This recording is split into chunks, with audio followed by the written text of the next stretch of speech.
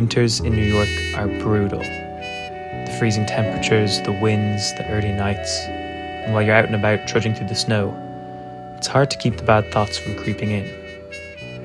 You might even start to question what you're doing living in a city like this.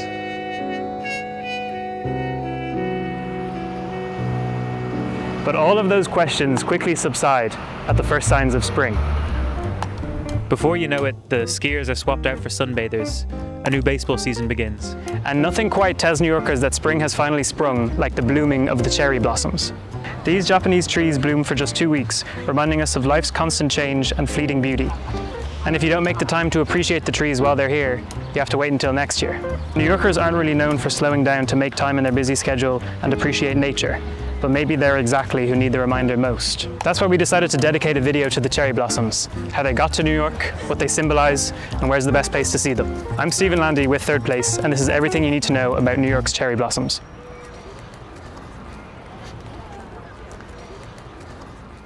Now look, if we're being honest, as much as we love the cherry blossoms here at Third Place, we're no experts. And for that reason, we've enlisted some help from the city's leaders in cherry blossom knowledge. But before we get into that, here's a quick history lesson. The story of how the cherry blossoms got to New York starts in 1912, when the Committee of Japanese Residents donated 2,100 cherry blossom trees.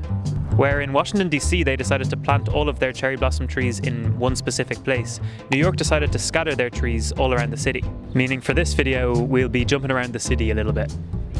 So to start our journey, we've come to the Brooklyn Botanic Garden. Hi, I'm Shauna Moore. I'm Director of Horticulture at Brooklyn Botanic Garden. And I've been here for about 3 years. And welcome to the Japanese Hill and Pond Garden, where we are featuring some beautiful cherries during our peak bloom time. We have over 200 cherry blossoms, or plums or apricots or cherries, trees that belong in the Prunus family. Some have been here for almost as long as we've been here, and some are very, very new. This is one of the original from 1921. This is the Weeping Higan. And you can see it's been propped. It's well loved. Now this one is from 2025. Oh wow. It's Not the bad. same breed. Yes, yep. Wow. So that in 2120 will look like that. Yeah, we hope so. Cherry blossoms are the sign of friendship. They're a sign of spring. After we've had a very, very long, cold, hard winter, they come out and say, celebrate spring. And they're really, for Brooklyn, they're really very, very important because this collection has been here for so long, and it really represents our friendship and relationship with Japan and our important Japanese collections here at BBG. The viewing is a process as well, and so spending time to look at all phases of bud and blossom, and then the blossoms falling, and then the carpet of petals that are left on the floor, that is all a process. So the process of Japanese cherry viewing is called hanami. And this year we were pretty well on track. Things were a little bit confused early on in the season, but we've caught up.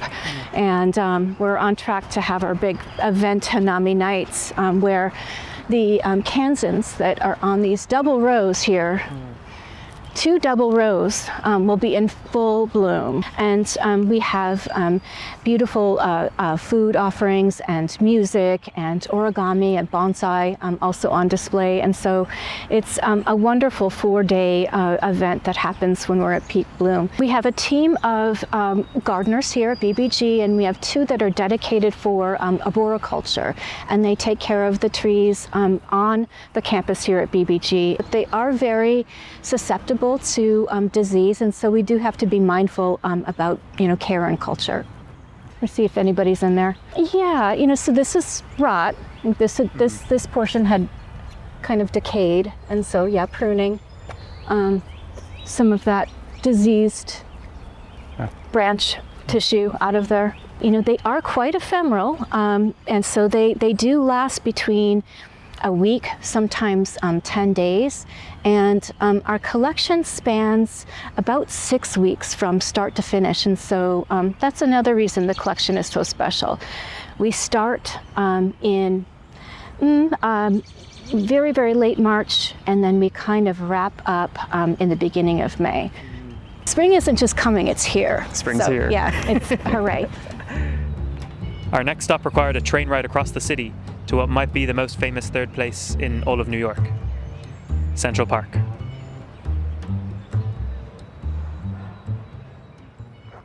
If you take a look right across the water, you can see a few of these pink and white trees. These are actually the other groves of cherry blossoms that we have here in Central Park. Most of those are primarily Prunus cerulata, also known as the Kwanzaa cherry blossoms. If you were to make your way over there right now, you're going to be going underneath this beautiful tunnel, and of course surrounding you are the incredible pink and white blooms of the cherry blossoms.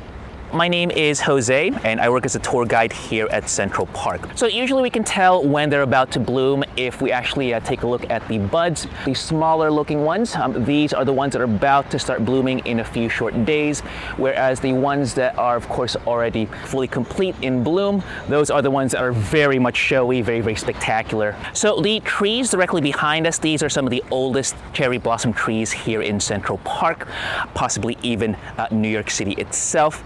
Most likely these are going to be dating back to roughly about 80 to 100 years ago. The very first examples of cherry blossoms actually came back in 1912, really as gifts from the people of Japan. So here in the Central Park Conservancy, we actually have arborists, so full-time arborists, whose main job it is to manage and maintain all of the trees in Central Park, including the several hundred cherry blossoms here on the landscape. One thing that they do is actually they prune these trees whenever we do see any examples of certain pests or whatever else. Pests are something that unfortunately always usually come with these trees.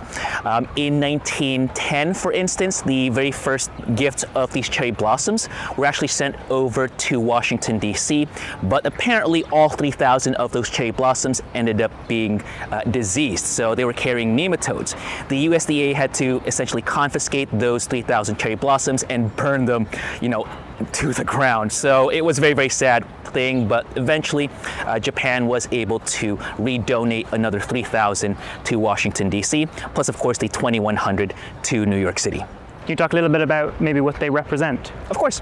So the cherry blossoms here, they symbolize the fleeting nature of life because of course they're really only here for about 15 days out of the year. More so than that, they also symbolize essentially new beginnings, revivals, which is one reason why you're typically going to see them being planted in front of businesses, in front of offices. You'll also see them being planted in schools as well, as a way to, again, showcase the start of the school year. Definitely come to Central Park even when the blooms are way past peak, or if they're a little bit too early. You can still see them at their best, all throughout the year. It doesn't really need to have, these nice lovely colors, but just walking around Central Park, you're really gonna get a feel for just how incredible our plantings are, our gardens, and of course, the cherry blossoms. That's it for this video on the cherry blossoms. In the time that it took us to film, edit and post this video, their peak bloom has passed, but some of them are still in bloom, so if you haven't checked them out yet, consider this your warning. They remind us to appreciate the small things in life for the short time that they're here, and to pause and reflect. A much needed reminder in a city that moves as fast as New York.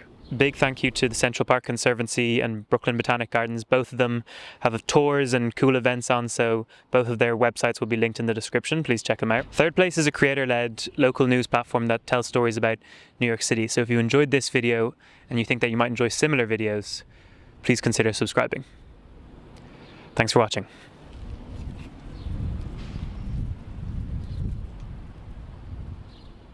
A long time ago, Sir John Gielgud recited this poem about trees to me, and I will do my best to remember it. Loveliest of trees, the cherry now, is hung with bloom along the bough, and stands about the woodland ride, wearing white for Eastertide. Now of my 80 years and 10, 20 will not come again. and take from 70 springs a score, it only leaves me 50 more.